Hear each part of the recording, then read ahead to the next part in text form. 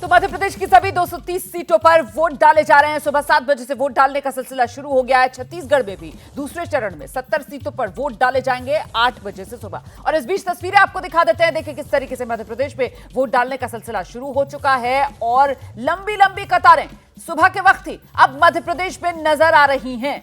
Voter Madhya Pradesh का अपनी सरकार चुनने के लिए घर से निकल आया है। पोलिंग बूथ के बाहर कतार में खड़े होकर इंतजार कर रहा है।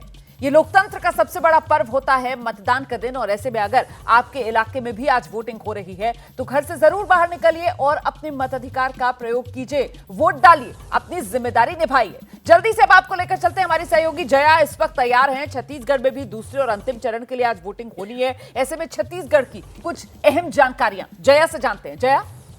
बिल्कुल रोमाना, क्योंकि देखिए कांटे की चक्कर है और छत्तीसगढ़ में जिस तरीके के आरोप भूपेश बघेल पर लगे हैं और उसके बाद अब कांग्रेस के लिए चुनौतियां बहुत ज्यादा है। कुछ जरूरी जानकारी जो अपने दर्शकों के साथ साझा कर दे। देखिए ग्राफिक्स हमने डाल दिया है और छत्तीसगढ़ विधानसभा मेरे ठीक पीछे है। सीट जो यहाँ जिस पर आज वोटिंग हो रही है 70 विधानसभा की सीटें जिस पर आज वोटिंग होने वाली है।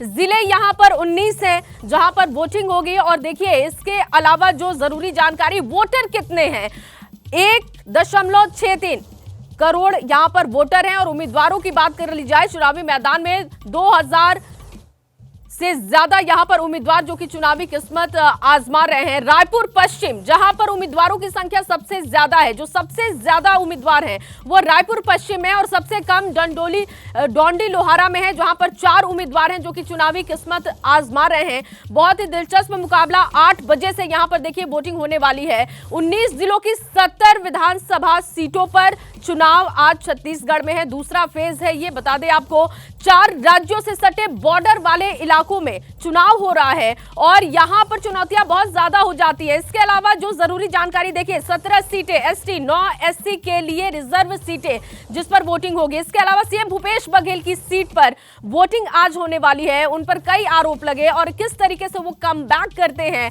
या इसका खामियाजा उन्हें भुगतना पड़ेगा ये भी देखना होगा। इसके अलावा डिप्टी सीएम टीएस सिंहदेव इसी फेज में उनके इलाके में भी वोटिंग होने वाली है। सीएम समेत 10 मंत्रियों की प्रतिष्ठा इस वक्त दांव पर है। कांग्रेस की तरफ से काफी ताकत झोंकी गई है, लेकिन बीजेपी का कहना है कि कुछ भी कांग्रेस ने ऐसा नहीं किया है जिसकी वजह से वो सरकार में बनी रहे और इसीलिए बड़ा बदलाव छत्तीसगढ़ में देखने को मिल सकता है। इसके अलावा बताएं केंद्रीय मंत्री समेत 3 बीजेपी के सांसद मैदान में हैं। उत्तर और मध्य छत्तीसगढ़ में वोटिंग आज हो रही है। और इसके अलावा राजधानी रायपुर की बात करें, सबसे ज्यादा 7 सीटें जिस पर वोटिंग है।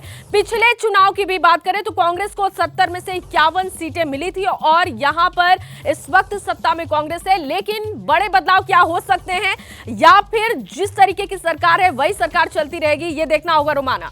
बिल्कुल, आपने छत्तीसगढ़ अंबिकापुर का जिक्र किया, डिप्टी सीएम का इलाका, उनकी सीट जहां पर आज वोटिंग होनी है। अंबिकापुर लेकर चलेंगे दर्शकों को। रविकांत हमारे सहयोगी इस वक्त वहीं पर मौजूद हैं। रविकांत, बताइए आज वोटिंग वाले दिन सुबह सुबह किस तरीके का माहौल यहां अंबिकापुर में?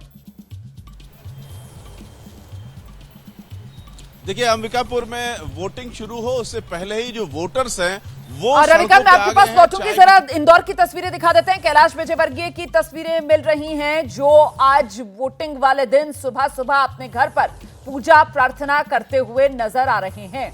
इंदौर 1 सीट से पार्टी ने उम्मीदवार बनाया राष्ट्रीय महासचिव कैलाश विजयवर्गीय को। जब टिकट मिला कैलाश विजयवर्गीय को तो खुद भी उनकी तरफ से हैरानी जताई गई। यहां तक कहा गया कि कहां तो हम तैयारी कर रहे थे कि जाएंगे, प्रचार करेंगे लोगों के लिए, और अब पार्टी ने खुद ये जिम्मेदारी दे दी है। लेकिन उसके बाद कमर कसकर इंदौर 1 सीट पर चुनाव प्रचार में डटे हुए कैलाश विजयवर्गीय नजर आए। बड़े नेता पार्टी के विधायक पहले रहे, लेकिन 2013 के बाद मध्य प्रदेश में विधानसभा चुनाव नहीं लड़ा और अब अचानक से इस बार 2023 में पार्टी ने उम्मीदवार बनाया। हालांकि पिछली बार बेटे को उतारा था इंदौर 3 सीट से, इस बार बेटे को टिकट नहीं दिया। तो एक परिवार से एक ही व्यक्ति को टिकट वाली बात यहां कैलाश विजयवर्गीय के मामले में पार्टी ने लागू की है। और इस बीच जहां कैलाश विजयवर्गीय अपने घर पर पूजा अर्चना कर रहे हैं, वहीं पर इस वक्त हमारे सहयोगी अभिषेक उपाध्याय मौजूद हैं। अभिषेक का रुख कर लेते हैं। अभिषेक, जैसे ही घड़ी का काटा दोपहर 2:30 पे आए, बबीता जी का दिल सास बहू साजिश के लिए मचल जाए। और ये है इनकी बहू पूरे दिन ऑफिस की टेंशन हो जाए गॉन जब ये करें अपना फेवरेट शो फ्री टाइम पे ऑन। इनकी तरह आप भी देखें अपना फेवरेट शो अपने टाइम पर और डाउनलोड कीजिए एबीपी लाइव ऐप अपने स्मार्ट टीवी पर।